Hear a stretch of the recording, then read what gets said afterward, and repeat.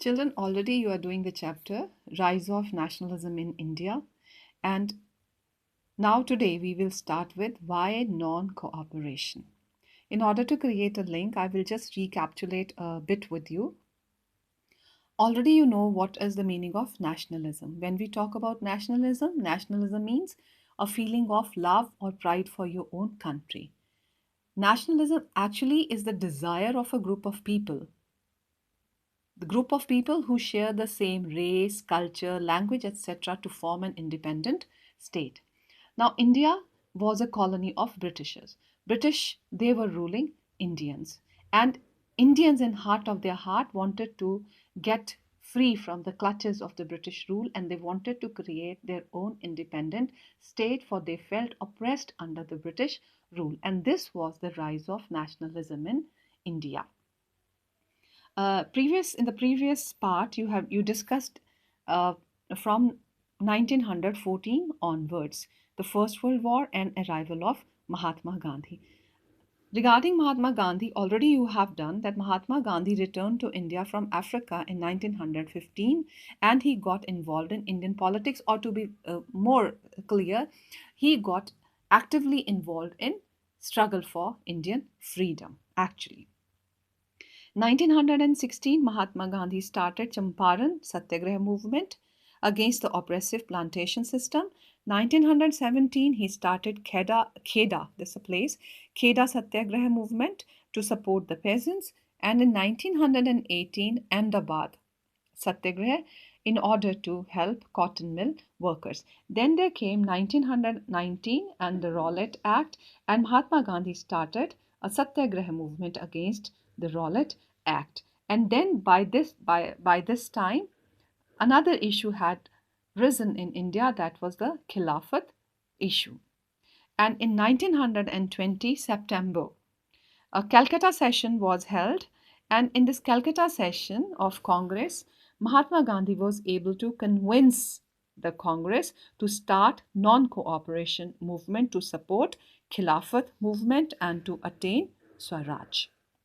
And when we talk about Mahatma Gandhi, the main things you talked about Mahatma Gandhi was that he was in favor of ahimsa, non-violence, satyagraha, the mass movements. Now we will continue with the chapter Why Non-Cooperation Movement.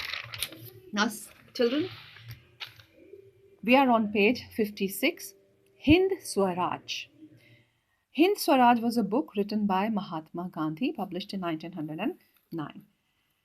Hind means Hindustan, India. Swaraj, Swa, that means self, Raj, rule. That means Indians should rule their own country. For India is their own country. Now, in this book, Hind Swaraj, Mahatma Gandhi declared two things. First, that British are able to establish themselves in India because the Indians are cooperating with them. And he also made it very clear that British rule would collapse within an year if the Indians stop cooperating with Britishers. So Mahatma Gandhi declared non-cooperation, not to cooperate with the Britishers, will be an ideal method to get rid of British rule and to finish the British rule in India. Now, this was an idea in Mahatma Gandhi's mind, non-cooperation.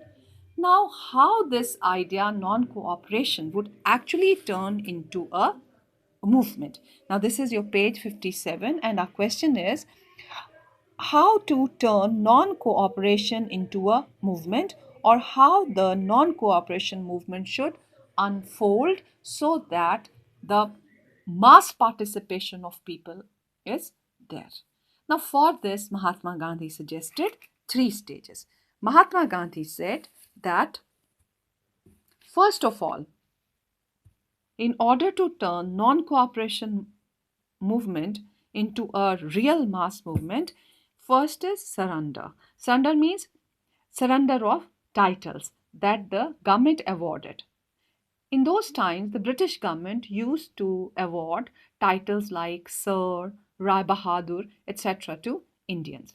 So Mahatma Gandhi said the first stage, a step is, the first stage is surrender all the titles, return all the titles to the British government.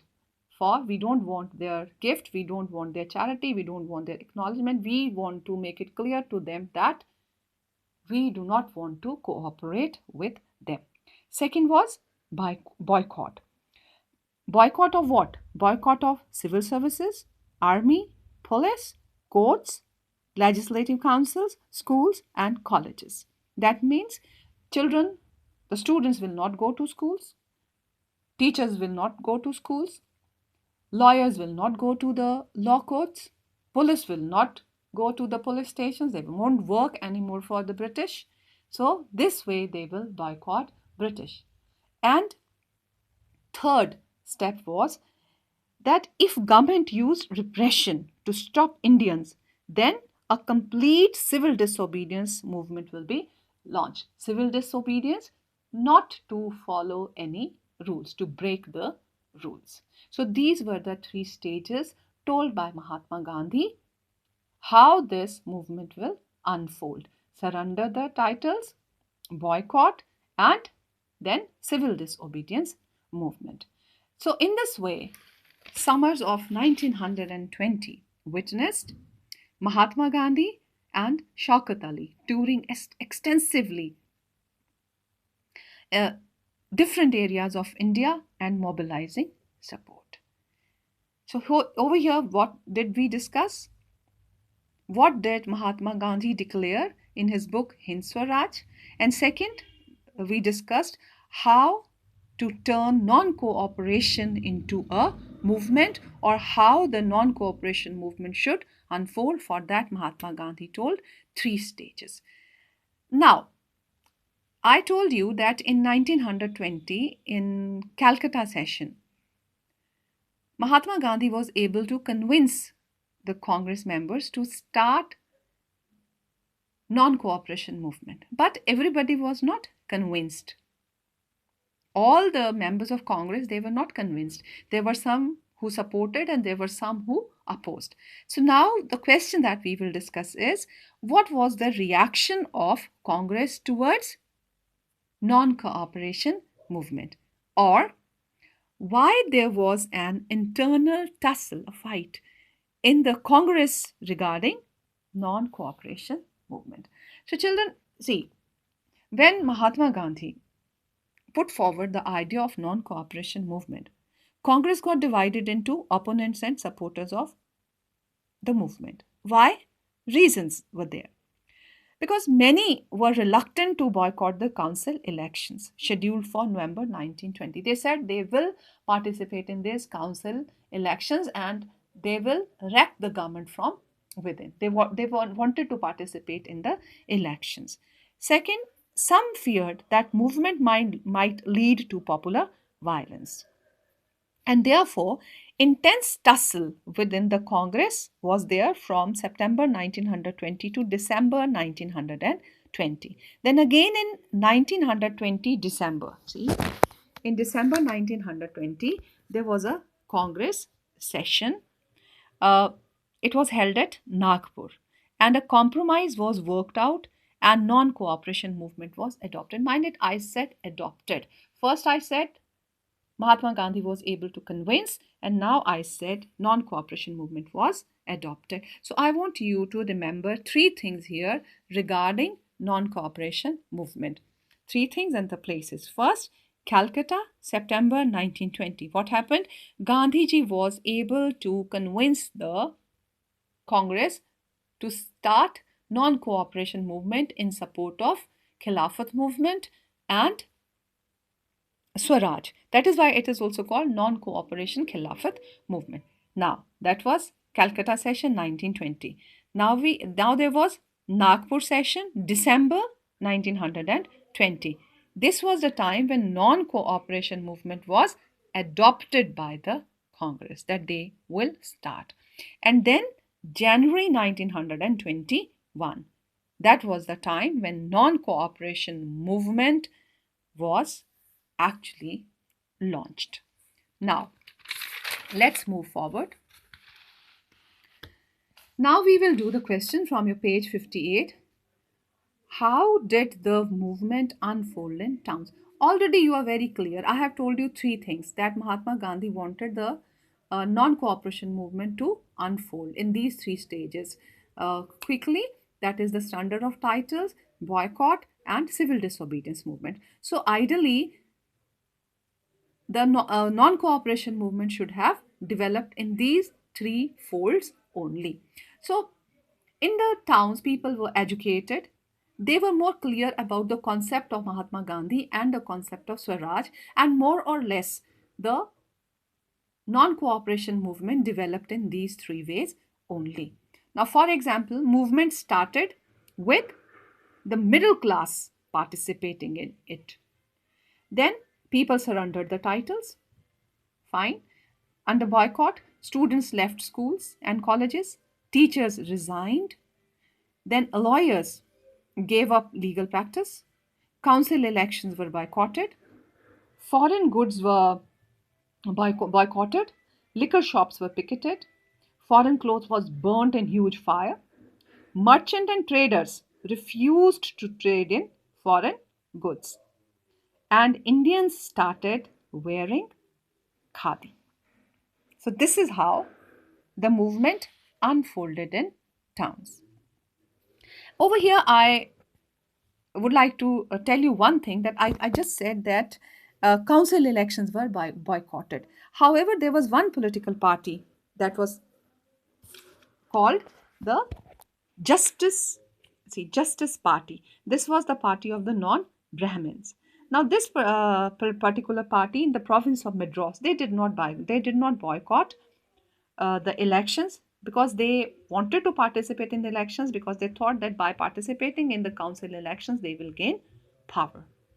So now we have done over here how did the movement unfold in towns. So just now I told you that foreign goods were boycotted, liquor shops were picketed, etc. So and the traders refused to trade with the foreign traders. Now our question is again, this question is on page 58 only. And your question is, what were the effects of non cooperation movement on Indian economy? How did it affect Indian economy? Now, see, children. Already, again, I'm just discussing what I have discussed with you. Foreign goods were boycotted, liquor shops were picketed, foreign clothes was burnt, then merchants and traders refused to trade in foreign goods. So, as a result, what happened to Indian economy? See, import of foreign goods, especially cloth, it halved between 1921 to 22. Its value dropped from rupees 102 crores to rupees 57 crores. And production of Indian textile mills and handlooms went up. Why? People started wearing khadi, an Indian made good. Then Indian merchants and industrialists, they made huge profit. Why? Because there were two things happening. First, boycott. People were boycotting the foreign goods. And second, there was emphasis on Swadeshi. Swadeshi means Swa means self, of your own country. So what happened to Indian economy? The Indian merchants and industrialists, they made huge profit. Now, our question is 1921 to 22 non-cooperation movement. Okay, it was in its peak. But what happened that it gradually started slowing down in towns? Now,